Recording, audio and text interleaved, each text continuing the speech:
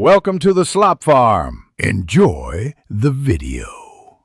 You start by prepping ingredients and tools. This saves time and prevents seizing.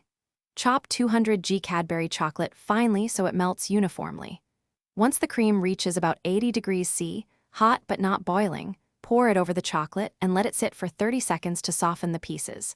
Then, using a gentle whisk motion from center outward, emulsify until glossy and smooth. Make sure to add 20 g butter now for sheen and stability, stirring until fully incorporated. Once the ganache is smooth, you'll refine texture and flavor. Add a 1/4 teaspoon vanilla or a pinch of salt to lift the chocolate. Stir until homogeneous. Now cool the ganache to about 30–32 degrees C. This tempering window gives a silky mouthfeel when chilled. While cooling, whisk gently to maintain gloss but avoid whipping air in.